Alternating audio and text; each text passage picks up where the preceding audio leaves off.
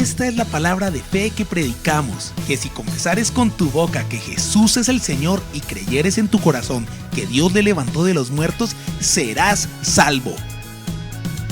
La Iglesia Tabernáculo de la Fe presenta un mensaje de esperanza.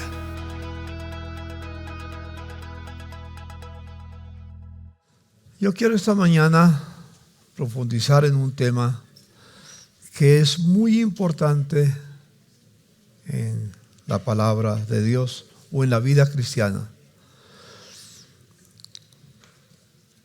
Quiero hablar del bautismo del Espíritu Santo o de la promesa del Padre que hizo Jesús cuando estaba aquí en la tierra.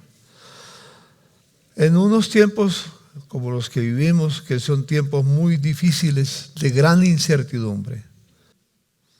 Vamos a leer Hechos 1:8, que es el tema del mensaje hoy.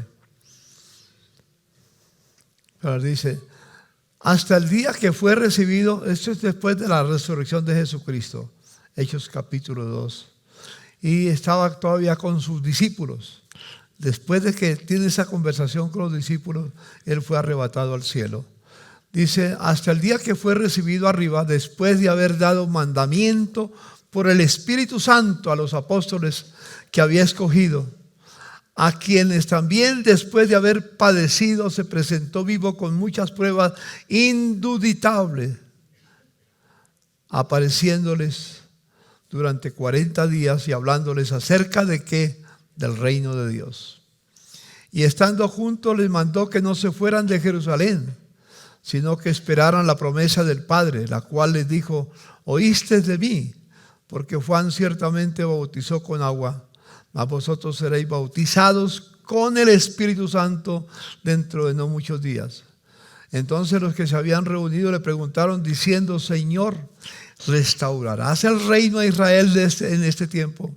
Y él dijo, no os toca a vosotros saber los tiempos o las sazones que el Padre puso en su sola potestad. Pero dice, pero recibiréis ¿qué? Poder cuando haya venido sobre vosotros el Espíritu Santo. Y me seréis testigos en Jerusalén, en toda Judea, en Samaria y hasta lo último de la tierra. El Señor, el Espíritu Santo es muy importante a la luz de las Escrituras, como lo vamos a ver en ese momento y como Dios quiere que estemos caminando en ese marco. Hablando precisamente de las dificultades que se está viendo, nos dice el apóstol Marcos, el evangelista Marcos, nos dice del 3 al 13, y se sentó el Señor Jesucristo en el monte de los olivos frente al templo. Y Pedro, Jacobo y Juan y Andrés le preguntaron aparte, dinos, ¿cuándo serán estas cosas? Lo que estaba anunciando las dificultades que se iba a pasar. Y dijo, ¿y qué señales habrá cuando todas estas cosas hayan de cumplirse? Jesús respondiendo les comenzó a decir, mirad que nadie os engañe, porque vendrán muchos en mi nombre diciendo yo soy el Cristo, y engañarán a muchos.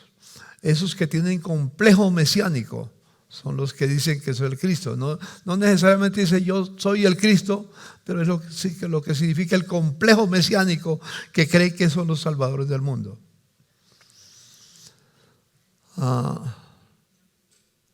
Mas cuando oigas de guerra y de rumores de guerras, no os turbéis, porque es necesario que suceda así, pero aún no es el fin. Escucha, si hay guerras por todas partes, hay dificultades por todo lado. En Colombia hay muchas dificultades en muchos campos, en muchos pueblos, como en el Catatumbo, en Nariño, mucha parte de Antioquia, mucha parte del valle. En muchos lugares hay muchos problemas. Pero no es el fin todavía. Porque se levantará nación contra nación y reino contra reino. Y habrá terremotos en muchos lugares. Y habrá hambres y alborotos. Principios de dolores son principios de dolores. No es el fin todavía. Apenas principios. Pero mirad por vosotros mismos porque os entregarán a los concilios y en las sinagogas os azotarán, y delante de gobernadores y de reyes los llevarán por causa de mí para testimonio a ellos. Y es necesario que el evangelio sea predicado antes a todas las naciones. Pero cuando os trajeren para entregaros, no os preocupéis por lo que habéis de decir, ni lo penséis, sino lo que os fuere dado en aquella hora. Eso hablad, porque no sois vosotros los que habláis, sino ¿quién? El Espíritu Santo. Y el hermano entregará a la muerte al hermano, problemas en familia, el padre al hijo, y se levantarán los hijos contra los padres y los matarán. Hemos visto las noticias en estos días de hijos que han matado a su madre, la han asesinado, y a su padre también, y padres que han matado a sus hijos y a su cónyuge. Eso ya es como el pan de cada día. Uno escucha la televisión, las noticias, o lee la prensa, o escucha los comentarios, y está en esa dirección. Dice: y seréis aborrecidos de todos por causa de mi nombre, mas el que persevere hasta el fin, ¿qué? Ese será salvo. Es perseverar lo que tenemos que hacer en nuestro camino cristiano. Hermanos, la vida cristiana no es difícil. Alguien me dirá: pastor, ¿con todo eso no es difícil? Y yo digo que no es difícil, es imposible en nuestra fuerza. Si tú quieres vivir la vida cristiana confiando en tu poder, es imposible. Tú no puedes. La semana pasada estuve en Cali, en la convención de Sedecol, que me invitaron para abrir la convención, y tuve que enseñar en la convención a los pastores en Cali. Y yo les decía a mis hermanos, entre los temas que tocaba Juan 17, donde habla, del verso 20, 21 en adelante, habla de la unidad de los que creemos en Él. La unidad. Y les decía a los hermanos: si no nos unimos como iglesia, no podremos hacer frente a todos los problemas que vienen. Es tiempo de manifestar el amor unos a otros, aunque estén lejos, orar los unos por los otros y buscar el rostro del Señor juntos. Todas las congregaciones somos llamadas como iglesia de Jesucristo para que hagamos su voluntad. Así que la vida cristiana no es fácil en nuestras fuerzas, en nuestra capacidad, en nuestra sabiduría, en nuestra inteligencia. No es fácil, es imposible vivir la vida cristiana. Ninguna congregación podrá sobrevivir confiando en sus fuerzas. ¿Qué necesitamos para vencer? La unidad, pero sobre todo el poder del Espíritu Santo. Por eso dice en lo que leímos ya en Hechos 1:8: recibiréis poder cuando haya venido el Espíritu Santo sobre vosotros, y me seréis testigos en Jerusalén, Judea, Samaria y hasta lo último de la tierra. Cuando dice lo último de la tierra, nos corresponde a nosotros. Muchísimos cristianos ni siquiera están seguros de su salvación. Yo hago una pregunta, la he hecho varias veces. Si usted muriera hoy, mañana o pasado mañana, nunca se sabe cuándo tenemos que partir. Está establecido a los hombres que mueran una sola vez y después el juicio. Eso lo dice la carta del apóstol Pablo en la carta a los Hebreos. Todos tenemos que partir a cualquier momento. Pero ¿dónde vamos a pasar la eternidad? ¿Estamos convencidos? Muchas personas, si usted hace esa pregunta a un amigo, a un familiar que no conoce al Señor, si le hace la pregunta: si murieras hoy, ¿estás convencido? ¿Estás seguro? ¿Dónde vas a pasar la eternidad? No sé qué responderían. Quizás sí, quizás dicen ni idea siquiera, ni idea. Algunos le dirán, ¿cuál eternidad si eso no existe? El hombre nace, crece, vive, muere y se acaba. Eso es parte de la filosofía que se vive en el mundo hoy en día. Pero supongamos que no sabe o dice que sí sabe. Usted hace una segunda pregunta. Si el Señor, el día que usted muere, llega donde está el Señor y el Señor le pregunta, ¿por qué crees que debo de dejarte entrar aquí en mi casa? ¿Tú qué le responderías? Algunos dirían, no, es que yo fui católico, es que yo fui buena gente, es que yo fui protestante, es que yo fui evangélico. Y muchas explicaciones dará. Pero hay solamente una respuesta que tiene valor. Si tú ¿qué le dirías tú? A ver, Merceditas. ¿Qué le dirías tú, Merceditas? Porque Cristo murió por mí y lo recibí como mi Señor y Salvador. Y viví para hacer su voluntad en esa tierra. Quizás algunos piensan en las obras y no saben qué van a contestar. Quiero que estemos seguros de que la vida cristiana es muy seria, porque estamos mirando lo que va a pasar en la eternidad. Vamos a entrar en un tema muy interesante, lo que es el querigma. La gran comisión, primero, tiene que ver con el querigma y la didaqué. Marcos 16, versículo 15, dice estas palabras. Dice, y será predicado este evangelio por todo el mundo, a cada criatura. Y el que creyere y fuere bautizado será salvo. En otras palabras, el que creyere y se comprometiere conmigo, eso es lo que significa el bautismo. Bautismo no es un rito simplemente, es una señal, una confesión pública de que le pertenezco a Él, que Él murió por mí. Eso es como dos personas que se enamoran y quieren vivir juntas sin matrimonio. Es un símil, pero ¿qué es lo que el Señor establece para vivir con otra persona? El matrimonio.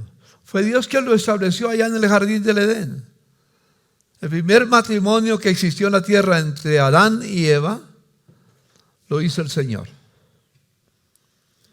Y puso esa señal para todos nosotros. Hoy en día es fácil que alguien se enamora de alguna persona y ya van a la cama. Y no respetan el matrimonio. No buscan lo que el Señor quiere que hagamos. Por eso estamos con matrimonios con propósito. Para poder ayudar, a orientar. Porque el Señor no estableció el divorcio como una solución al matrimonio. No digo que el divorcio es el pecado imperdonable, pero no es la respuesta a los problemas en el hogar. Por eso les animo a que participen en matrimonios con propósito, porque hay los hermanos que van a estar, va a ser online, los hermanos que están compartiendo la palabra estarán listos. Entonces en Marcos 16, 15 y 16 dice, y será predicado el evangelio a cada criatura, y el que creyere y fuere bautizado será salvo. Ese predicar es lo que en griego se dice el querigma. Querigma. Esa palabra querigma quiere decir proclamación. Lo que dice Pablo en Romanos capítulo 10, ¿cómo oirán si no hay quien les anuncie, quien les predique? En Bogotá, ¿cuántas personas piensas que hay que no conocen al Señor? De los 10 millones que hay en Bogotá, ¿cuántos creen que no conocen al Señor?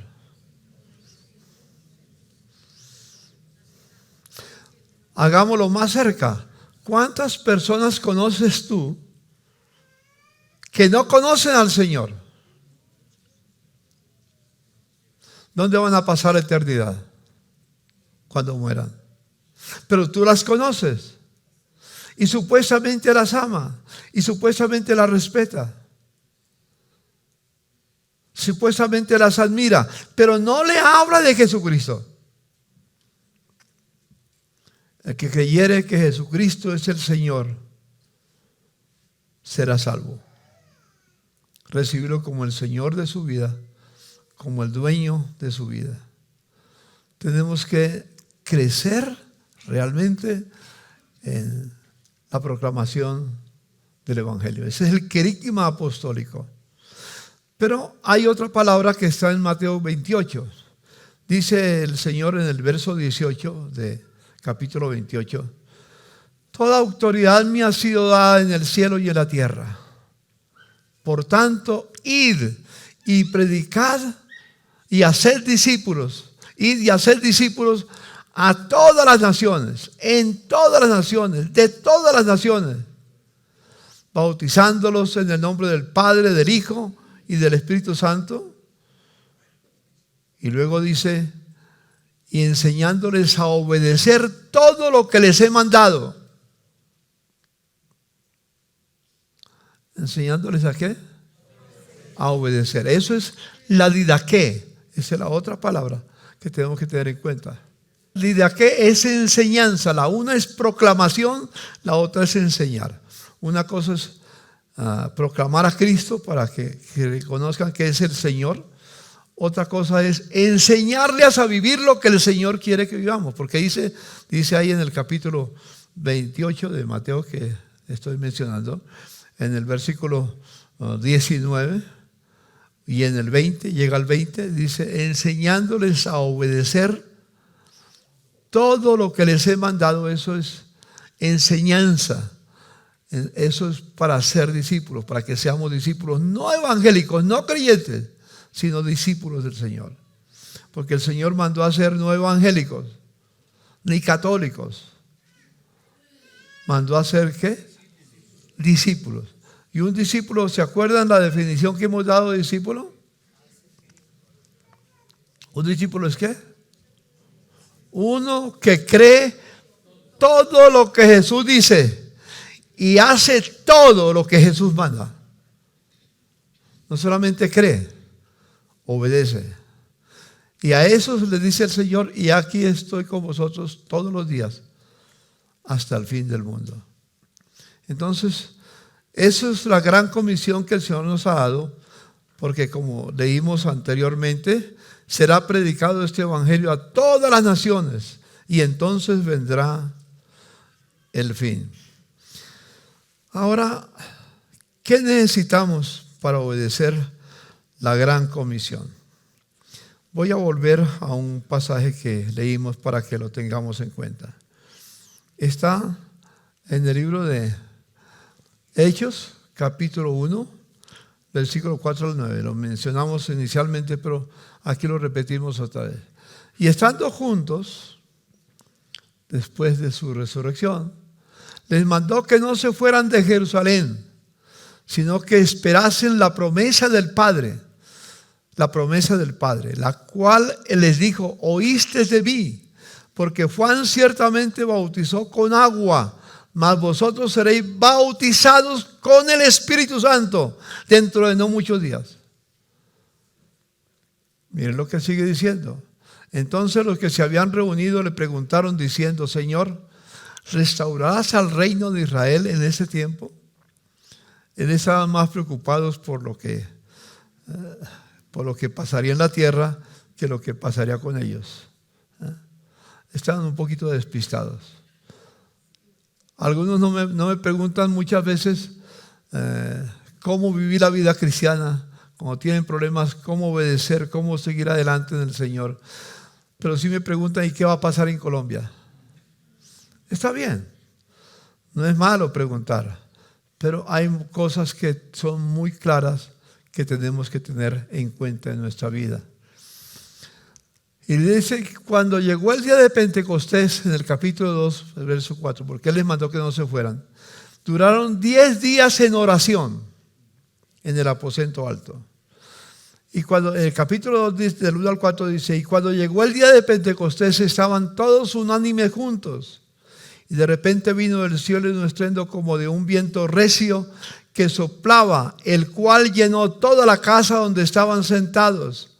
Y se les aparecieron lenguas repartidas como de fuego, asentándose sobre cada uno de ellos. Y fueron todos llenos ¿de qué? Del Espíritu Santo. Y comenzaron a hablar en otras lenguas según el Espíritu les daba que hablasen. Aquí hay unas palabras que se repiten. Una cosa es el bautismo del Espíritu Santo, pero también es la promesa del Padre, también es la llenura del Espíritu Santo. Son palabras que tienen mucha relación en la vida cristiana. Y luego en el capítulo 14 de Juan, en Juan 14, 26, Jesús dijo, mas el Consolador, el Espíritu Santo, a quien el Padre enviará en mi nombre, Él os enseñará todas las cosas y os recordará todo lo que os he dicho. Aquí lo llama el Consolador, que es el Paráclitos, el que lo representa a Él.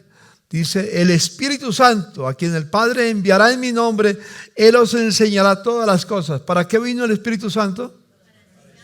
Para enseñarnos todo lo que el Señor quiere. Porque Jesús dijo, muchas palabras tengo que decirles, muchas enseñanzas tengo que darles, pero no las podéis recibir ahora, las recibiréis después. El Señor entonces, están los dones del Espíritu Santo que en el camino tenemos que seguir avanzando en ellos. Y os recordará todo lo que os he dicho. En Juan 15, 26 dice, pero cuando venga el Consolador, a quien yo os enviaré del Padre, el Espíritu de verdad, el cual procede de mí, Él dará testimonio acerca de mí. ¿A qué viene el Espíritu? ¿A qué vino el Espíritu Santo? Para dar testimonio de Jesucristo. Y luego, en Juan 16, del 7 al 15, dice, en realidad es mejor para ustedes que me vaya, porque si no me fuera, el abogado defensor, el Paráclitos o Paráclitos, no vendría. En cambio, si me voy, entonces lo enviaré a ustedes. Y cuando Él venga, convencerá ¿qué? Al mundo de pecado, de la justicia de Dios y del juicio que viene. Escucha. Gracias a Dios que un día me convenció a mí del pecado. Yo vine a Jesús porque era pecador. Sigo siendo un pecador, pero un pecador perdonado. Yo puedo fallar. Puedo decir cosas que no debo de decir. Puedo llegar a hacer cosas que no debo de hacer. Como mi hermano que está en la cárcel, a quien pudimos llevarle alegría de que no lo hayamos olvidado. Le llevé saludos de todos ustedes, aunque no los conozca. Yo dije, lo diré en la iglesia para que oremos por él. Nos convenza de pecado, de justicia de Dios y del juicio que viene. Es muy necesario que suceda eso en nuestra vida. Pero también hay otro pasaje en Juan 16. Bueno, sigue ahí, sigue. El pecado del mundo consiste en que el mundo se niega a creer en mí, en Jesús. La justicia está disponible porque voy al Padre y ustedes no me verán más. El juicio vendrá porque quien gobierne ese mundo ya ha sido juzgado. Me queda aún mucho más que quisiera decirles, pero en este momento no pueden soportarlo. Cuando venga el Espíritu de verdad, Él los guiará a toda la verdad. El Espíritu fue enviado para guiarnos a la verdad, para que salgamos del error, de la mentira. Él no hablará por su propia cuenta, sino que les dirá lo que ha oído y les contará lo que sucederá en el futuro. Me glorificará porque les contará todo lo que reciba de mí. Todo lo que pertenece al Padre es mío. Por eso dije, el Espíritu dirá todo lo que reciba de mí. Quiero solamente enfatizar con esto la importancia de ser bautizados, de ser llenos del Espíritu Santo, de vivir como Él quiere. Es decir, el Señor nos está diciendo que viene alguien diferente a Él, porque Él se iba a ir. Dijo, yo me iré, pero no los dejaré huérfanos, estaré con ustedes. Al irse, si el Señor estuviera en cuerpo aquí en la tierra, ¿dónde estaría? No puede estar en todo lugar todo el tiempo. Pero el Espíritu Santo que vino a reemplazarla sí está en todo lugar. El Espíritu de Jesús, al hacerse hombre, quedó limitado a tiempo y espacio. Y al resucitar estaba ligado a tiempo y espacio. Pero Él se fue y se sentó a la diestra del Padre. Y allí a la diestra del Padre está dispuesto a interceder por nosotros. Él está intercediendo por ti y por mí. Y el Espíritu Santo, hay una comunicación muy hermosa que sucede entre el Padre, el Hijo y el Espíritu Santo. Se comunican permanentemente. Y el Espíritu y Él tiene interés por tu vida, por mi vida, por la raza humana, por los perdidos, porque Él creó la vida y por eso está en esa comunicación permanente. Necesitamos el Espíritu Santo para poder comprender. Él da testimonio acerca del Señor. Él convence a los pecadores, lo convencerá al mundo de la justicia de Dios y del juicio que viene. Yo quiero hacer una ilustración que hace tiempo la hice. Algunos de ustedes la recordarán, pero es bueno que la recordemos en esta mañana. Y hay un pasaje muy interesante que es el libro si quieren vayan conmigo al libro de Corintios. En 1 Corintios hay unos pasajes de la Biblia que quiero que los veamos para que me puedan para hacerme entender. 1 Corintios capítulo 2, verso 14, dice estas palabras. Pero el hombre natural es el que no conoce a Jesús, el que anda en la calle que no ha entregado su vida a Cristo. El hombre natural no percibe las cosas que son del Espíritu de Dios, porque para él son locura y no las puede entender porque se han de discernir espiritualmente. Entonces tenemos un primer grupo de tres grupos que hay. El primer grupo es el hombre natural. Tenemos ese dibujo, ¿sí? Esto representa esa silla que hay ahí, representa el corazón del hombre, representa la vida tuya y la vida mía. Y esa persona, la E representa el ego. ¿Quién está asentado en el ego del ser humano? El hombre natural. Está sentado ahí. ¿Dónde está Cristo? Cristo está afuera. La cruz representa a Cristo, está afuera. Es un hombre, no importa si tiene dinero, si no tiene dinero, si es inteligente, si tiene títulos, si tiene todo lo que quiera. Pero si no tiene a Cristo, está muerto en delitos y pecados.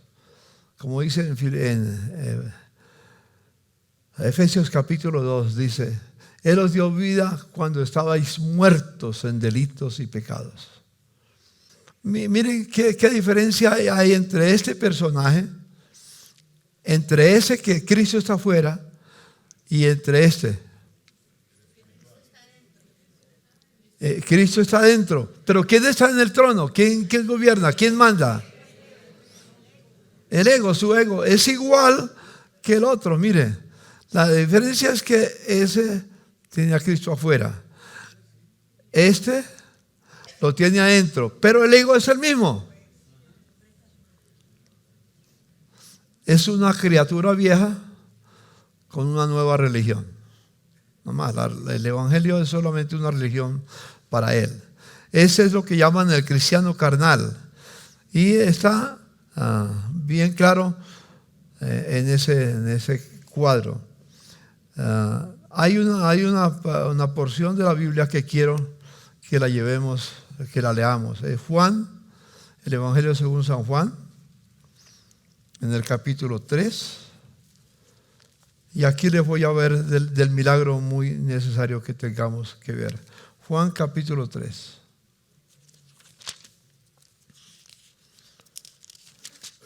¿Tienen sus Biblias abiertas?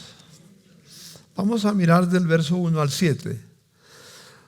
Había un hombre de los fariseos que se llamaba Nicodemo, un principal entre los judíos.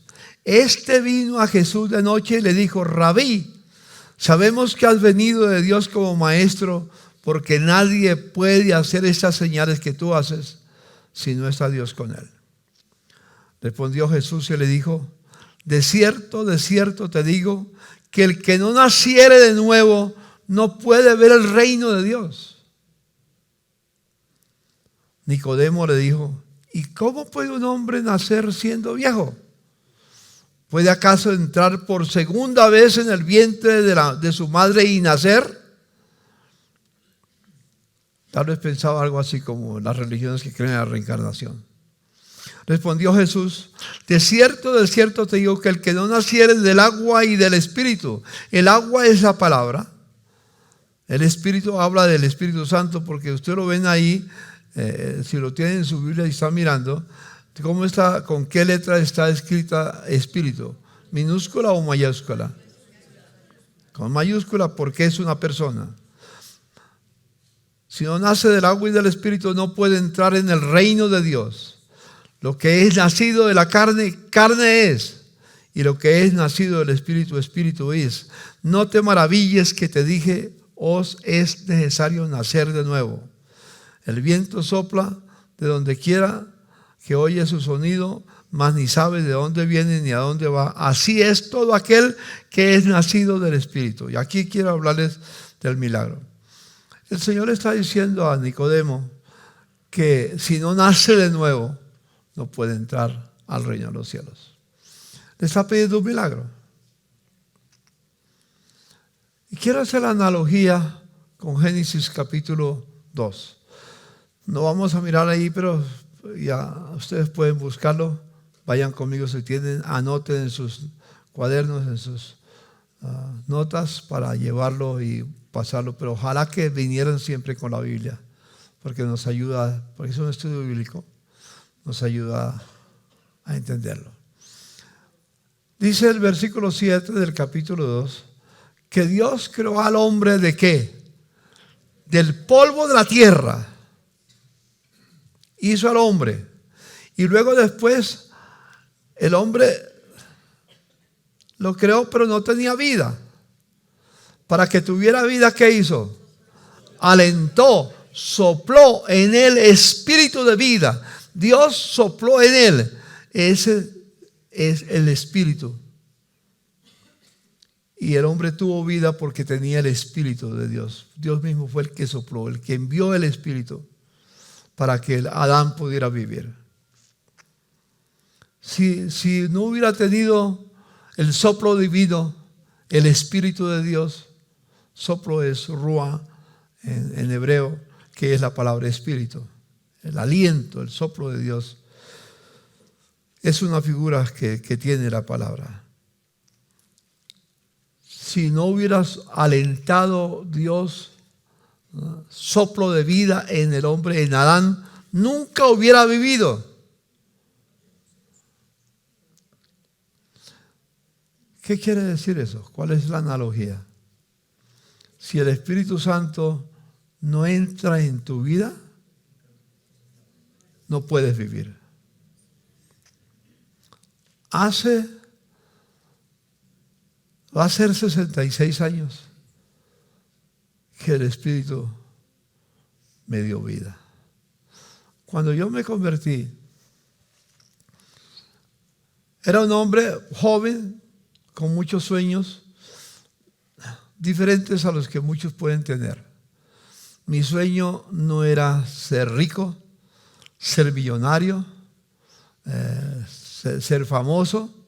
Mi sueño, lo único que tenía en mi vida, porque así fui criado, era la guerrilla.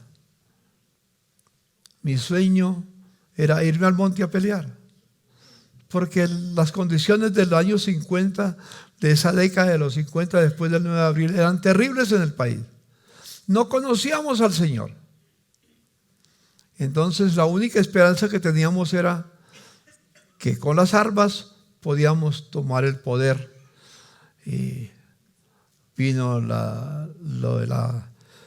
golpe militar de Rojas Pinilla en 1953. Todo lo que venía.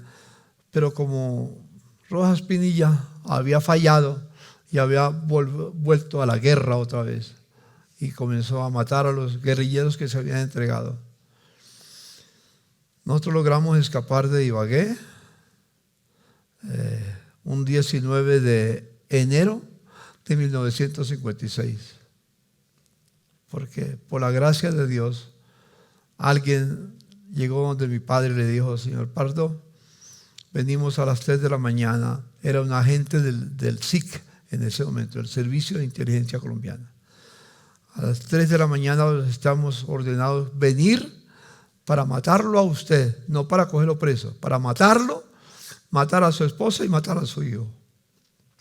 Era el único hijo que fui del matrimonio de mi padre, el único hijo nada más. Escápense. Y salimos a las 9 de la noche con lo poquito que podíamos llevar para Bogotá. Llegamos al sur de la ciudad, al barrio Centenario, con el carro, con el camioncito chiquito, buscando una pieza para donde vivir, porque no había plata, no había nada. Llegamos ahí a la carrera 28 con calle 28 Sur y había un letrero en el segundo piso que se arrienda una habitación. Mi papá se bajó y habló con el dueño de la habitación, le dijo: pues aquí venimos, no tenemos plata, pero le prometemos que buscamos la forma de pagar. Y le cayó en gracia y nos dejó vivir allí. Pero Dios es maravilloso. A 50 metros del lugar estaban levantando una iglesia, abriendo una iglesia cristiana. Y mi madre fue, por curiosidad, ¿qué era? Y tuvo un encuentro con Jesús.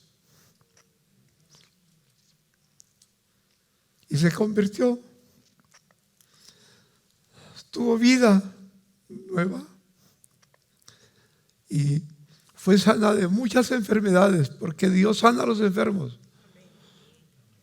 Habrá el momento que de alguna cosa tenemos que morir, pero mientras estemos en la vida, que no hemos cumplido la tarea todavía, tendremos la oportunidad de ser sanos. Mi padre, al ver lo que había pasado en mi madre, que las sanidades que tenía, despertó curiosidad y comenzó a leer la Biblia. Eso fue en 1956, la conversión de mi madre. Luego en 1958, mi padre se convierte. Había unos evangelistas que vinieron de Puerto Rico, los hermanos Jiménez, hicieron campañas acá y de alguna manera, no sé cómo, llegaron al sitio donde papá vivía, lo invitaron y se convirtió. Pero yo seguía afuera. Yo no tenía interés. Yo pensé que mis padres se habían vuelto cristianos, vuelto evangélicos, porque ya eran viejos. Yo era joven. Yo tenía que disfrutar de la vida, pero no quería disfrutar de la vida. Lo que quería, el sueño que tenía era irme a la guerrilla. Pero no había podido irme porque yo era el que sostenía a mis padres. Porque mi padre había perdido una pierna y no sabía nada. Yo desde los 12 años sostuve mi hogar con la sastrería. A los 12 años yo hacía estos vestidos que tengo, me acostumbré a vestir así que para mí es difícil vestirme con un pantalón roto. ¿Sí? Para muchos es la moda. Y van y buscan, para mí un pantalón roto era un pantalón de un habitante de la calle.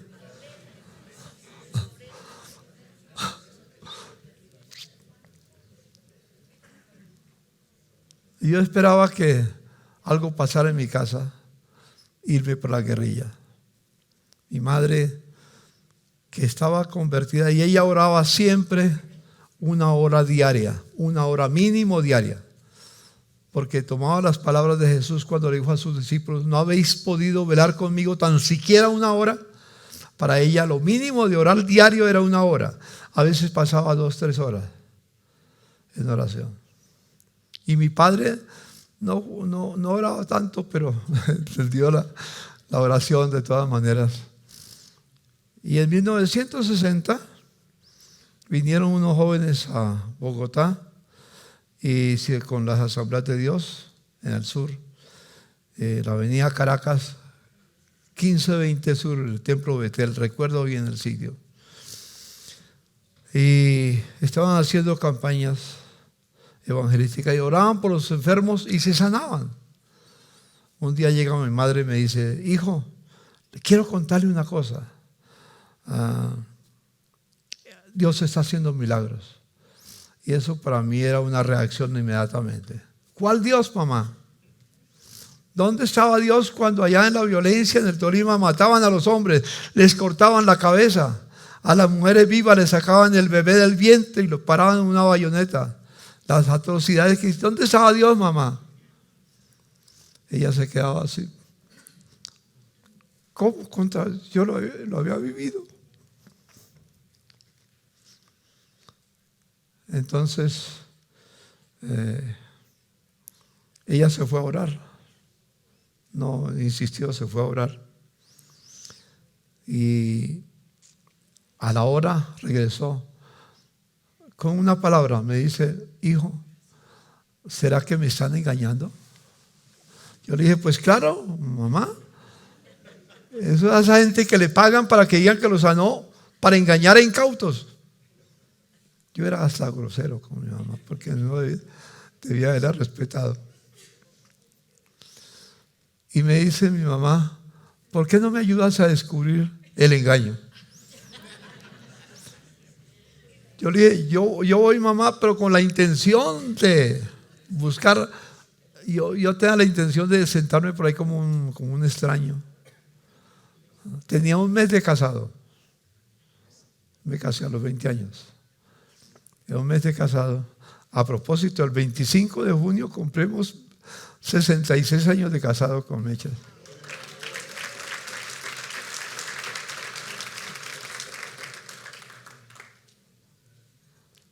Bueno, el asunto es que yo le dije: mamá, yo voy y me empezaba a hacerme como un indigente para que me llegaran a convencer de que entrara, y me pagaban, y yo le descubro a mi mamá. Yo quería ser un Sherlock Holmes, un detective que podía descubrir todos los casos. Dios usó esa pretensión para llevarme. Cuando llegamos, fui con mi esposa al templo, pero pues no con mucho grado. No sabía qué hacer. Mi esposa no estaba muy convencida de la situación. Le dije: mi amor, no te afanes. Como eso, yo sé que se reunían 15 o 20 personas nada más. Un templo para unas 220 personas. Quedaba un espacio grande ahí para él. Pues vamos, porque ya nos comprometimos con mi mamá para ir. Pero vamos a hacer una cosa. Como ellos cierran los ojos para orar, cuando cierren los ojos, nos escapamos y nos vamos para el cine. En ese tiempo se usaban mucho las películas de cine continuo, ¿no? Que uno entraba a cualquier hora y siempre estaba, a cualquier hora no se perdía ni un capítulo, estaba marchando. Y escogimos el teatro, el cine, el periódico vespertino en ese tiempo. escogimos el teatro y todo para ver una película, ni recuerdo cuál era. Nos fuimos para el templo con eso en mente. Pero cuando llegamos al templo, un hermano muy querido, a quien aprendí a amar, que se llamaba Ramón Acosta, era un anciano de unos 65, 70 años, y era un ujier que recibía con tanta amabilidad a la gente, especialmente a los nuevos. Y cuando vio que un joven entraba con una esposa que era joven, una pareja joven, nos trató con tanta dulzura, con tanto cariño. Jóvenes, qué hermoso que ustedes vienen acá.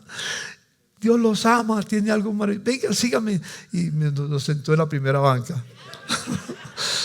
Porque todavía no ha llegado la gente, llegamos temprano. Nos sentó en la primera banca. Yo iba con un primo hermano. Nos sentamos ahí, mi papá, mi mamá enseguida. Y yo estaba con mi primo hermano hablando. De repente, cuando yo miro, el templo estaba repleto. No había por dónde escapar. No solamente todos los asientos estaban llenos, sino que los pasadizos estaban repletos. No había por dónde salir. Y le dije a mi esposa, le dije, mi amor, no podemos escaparnos.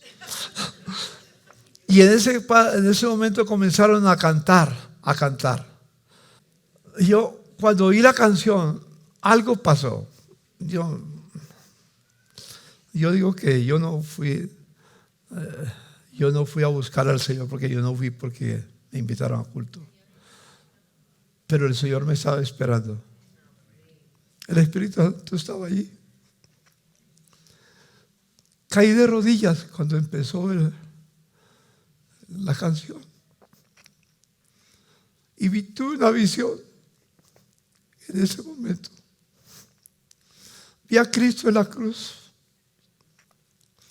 Y de su cuerpo brotó una gota de sangre y cayó sobre mí. Sentí paz cuando la sangre que derramaba Jesús en el Calvario me tocaba. Sentí paz completa. Y ahí me convertí. Cuando yo miro, mi esposa estaba de rodillas también. Los dos nos convertimos a la misma hora, en el mismo lugar, en el mismo servicio. Van a ser 66 años de esa experiencia maravillosa. El Espíritu Santo es real, es verdad. Yo era como el hombre natural que estaba ahí. Yo estaba sin Cristo. Y yo pasé del hombre natural a otra imagen. Ese no con el ego. Yo llegué a esta. El hombre espiritual. Son tres clases. El hombre natural, Cristo está afuera y el ego gobierna. El hombre carnal, Cristo está adentro, pero el hombre gobierna. Y el hombre espiritual, Cristo no gobierna, el hombre no gobierna, el ego no gobierna, sino que Cristo está gobernando la vida. Y el ego está a los pies de Cristo. Fue mi experiencia. Y hermanos, no he sido perfecto, pero les digo, desde que me convertí, Cristo reina en mi corazón. Cristo reina. Él es mi Señor. Y cuánto quiero que Cristo reine en ustedes. Dios no quiere personajes naturales que no conocen su nombre. Los ama, pero no tienen vida eterna. No tienen vida. Y también esos cristianos que es el ego el que está en ellos, que muchas veces son lo que he llamado cristianos nominales, que no aman al Señor, no obedecen al Señor. Son cristianos, tienen buenas cosas, pero no viven para obedecer al Señor. Pero desde que me convertí al Señor, lo único que quiero es que Cristo reine en mi vida y hacer su voluntad en todo. Sé que no es fácil, pero lo imposible se hizo posible porque vino el poder del Espíritu Santo, me trajo a los pies de Cristo. Y qué hermoso que es el Señor. A mi esposa también. Nacieron mis hijos igual. Viven para el Señor. La verdad, la vida en Cristo con el Espíritu Santo es maravillosa. No hay nada como tener al Espíritu Santo en nuestras vidas. Yo quiero que ustedes entiendan esta verdad. Sin el Espíritu Santo no hay vida. No hay vida. El Espíritu, el soplo de Dios en nuestro corazón nos da vida abundante, hermanos. Yo nací de nuevo en julio del 2060. Como conclusión, yo quisiera, hermanos, decirles algo, unas palabras de un famoso militar que se llamó Napoleón Bonaparte. Ustedes han leído la historia, seguro en la historia han leído de él. Una vez él dijo estas palabras: todo lo de Cristo me asombra, su temple me infunde respeto y su voluntad me confunde. Él es verdaderamente un ser único. Sus ideas y sentimientos, la verdad que predica, su manera de convencer no pueden ser explicadas por organizaciones humanas. Alejandro, César, Carlomagno y yo mismo hemos fundado imperios, pero ¿en qué basamos la creación de la creación de los imperios? Sobre la fuerza. Solamente Él, Jesucristo, ha basado su imperio sobre el amor. Y ahora mismo millones de hombres y mujeres están dispuestos a morir por Él. Cristo es incomparable, hermanos. Cristo es maravilloso. Cristo es incomparable. Hermano, el Señor quiere que vivamos una vida que le agrade a Él. ¿Recuerdan en el libro de Mateo, en las bienaventuranzas, una palabra muy linda? Capítulo 5 de Mateo y el verso 8. Dice el Señor: bienaventurados los de limpio corazón, porque ellos verán a Dios. Y el verso 7 dice: bienaventurados los misericordiosos, porque ellos alcanzarán misericordia. Pero el verso 6 dice: bienaventurados los que tienen hambre y sed de justicia, porque ellos serán saciados. Yo tengo hambre del Señor. Yo sé que lo voy a ver cara a cara. Hermanos, si quiero adorar a Dios para siempre con ustedes y amigos que están en la televisión, a mi hermana Yomar que está viendo el mensaje en este momento, fue un placer hablar contigo, Yomar. Te recordamos con mucho cariño. Desde Colombia te enviamos un mensaje que te amamos. Sé fiel hasta la muerte y Él te dará la corona de la vida. Y a los demás que nos ven por el canal de televisión, les bendigo. Amen al Señor con todo su ser. Recuerden que su vida es un milagro. Tú estabas muerto en delitos y pecados, pero ahora tienes vida.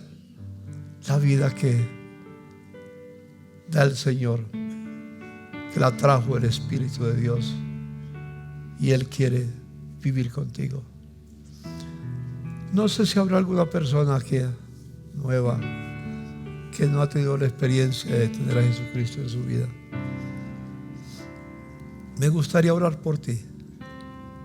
Quiero que recuerden lo que dijo el Señor, el apóstol San Pablo en Efesios capítulo 5 versículo 18. no os embriaguéis con vino, en lo cual hay disolución. Antes bien, sed llenos. Esa palabra sed lleno significa estar continuamente llenos. Es un presente continuo.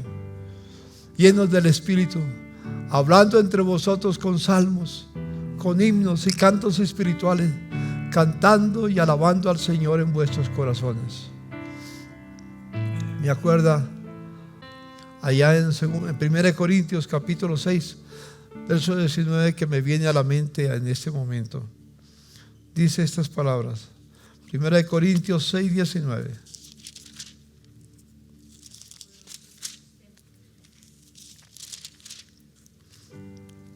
Dice 6:19 dice: o ignoráis que vuestro cuerpo es templo del Espíritu Santo, el cual está en vosotros, el cual es de Dios, y que no sois vuestros. ¿Quién vive en tu corazón si eres cristiano? El Espíritu Santo. Vuelvo y lo repito: ignoráis que vuestro cuerpo es el templo del Espíritu Santo, el cual está en vosotros, el cual tenéis de Dios, y que no sois vuestros, porque habéis sido comprados por precio. Glorificad pues a Dios en vuestro cuerpo y en vuestro espíritu, los cuales son de Dios. Hermano, estás en el cuerpo humano, pero tu cuerpo es templo de Dios y morada del Espíritu Santo. Obedece al Señor. Termino con estas palabras. Dios da el Espíritu ¿a quiénes?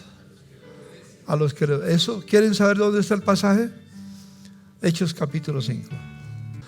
Y nosotros somos testigos suyos de estas cosas, y también el Espíritu Santo, el cual ha dado Dios ¿a quién? A los que le obedecen. Si tenemos el Espíritu Santo, fue dado para ti con un propósito: hacer la voluntad de Dios. Señor, te doy infinitas gracias en esta mañana, Señor mío. Gracias por poder compartir este pensamiento. Espíritu Santo, queremos vivir llenos de ti. Llena nuestras vidas, Señor. Queremos hacer de nuestro cuerpo ese templo donde tú vives, Señor.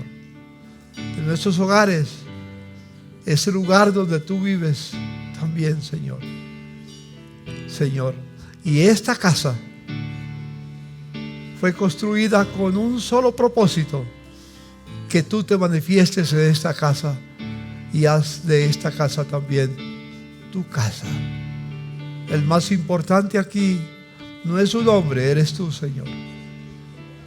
Y por eso venimos de esta fe y venimos temprano para poder adorarte. Y un día te veremos cara a cara y te serviremos para siempre y te obedeceremos en la eternidad.